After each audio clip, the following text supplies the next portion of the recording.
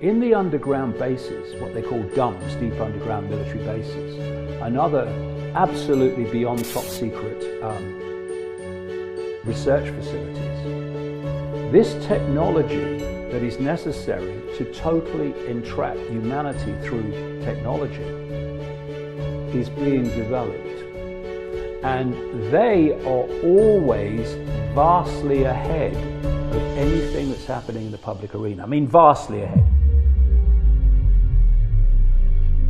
This is why Aldous Huxley could describe things in 1932 with Brave New World that were not even possible then. This is why George Orwell could describe technology in 1984, published in 1948, like the telescreens in your home constantly filming you, which is what smart TVs do now, and these are only the early developments of the telescreens, the smart TVs.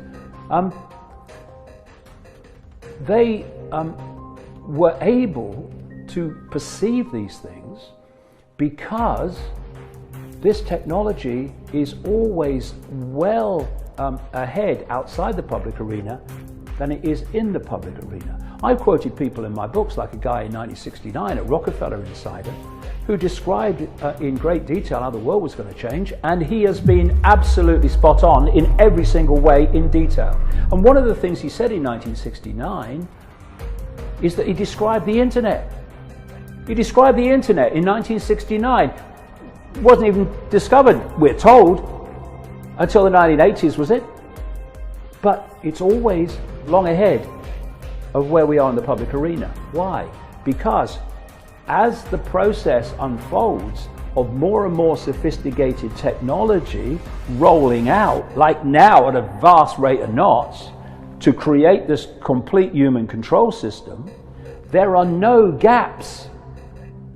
Notice, there's no lag time, there's no gaps where people are sitting around strumming their fingers waiting for some geek in a garage to develop the next level of control. It just rolls out seamlessly. Why? Because it's been there, sitting there to be rolled out, so it's seamless as it rolls out. This stream of movies, year after year after year after year, that are portraying the very dystopian machine-controlled society that they want to take us into.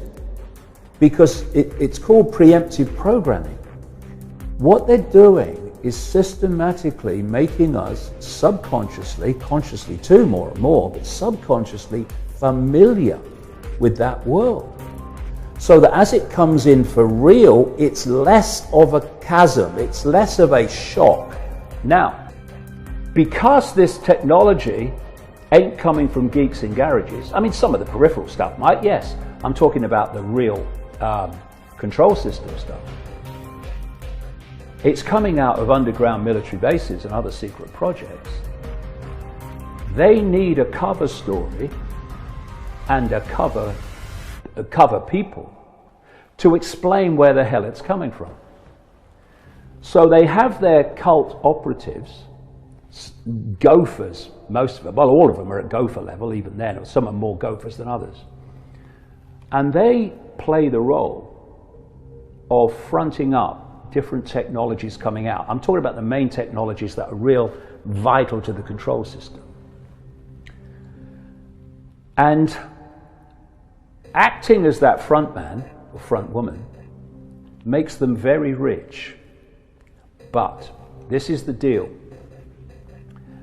You front up this particular technology rolling out as if it's, random, and you'll become very, very rich. But vast amounts of that wealth have to be spent on advancing the cult agenda in the name of philanthropy. This is why you get these heartless, psychopathic billionaires setting up foundations. Look, he's got a foundation he gives to charity. Well, just follow the frickin' charities and follow what they're doing. And you'll find that it's a cult agenda that he's financing, whether it's Monsanto or his vaccinations and the manipulation of health, but particularly vaccinations. What they're saying is they want to tag every child, like in the third world, to have a digital way of seeing if they've been vaccinated or not. Well, because of this pandemic, they now said, oh, yeah, this is what we need to do. We need to have a way of knowing who's been vaccinated. And the idea is that they'll have technology, and if you haven't been vaccinated, then it will be picked up by the technology. This is the idea. So here we have Bill Gates saying now, this lockdown can't end until everyone in the world is vaccinated. They're his words. And who else has come out with new computer models saying, oh no, we can't have the lockdown until the vaccine? Professor Neil Ferguson, whose models caused the lockdown in the first place, a man funded in terms of many of his projects and operations by Bill Gates. How intelligent do you have to be to make vast amounts of money if you know when the market's going up and you know when the market's going down? Because those making it go up and making it go down are telling you. You don't have to be intelligent at all. You can make vast amounts of money. So Soros makes vast amounts of money. But this is the deal, you do that, but you need to spend massive amounts of it advancing the agenda. So he has this Open Society Foundation network, and the last time I looked, he'd already handed over to it $32 billion. This manipulates people's revolutions that aren't revolutions. It's massively involved in funding mass migration, which is another part of this agenda. He funds the whole woke arena of transgender and political correctness and all this stuff, climate change. So that's his. And this is how it works.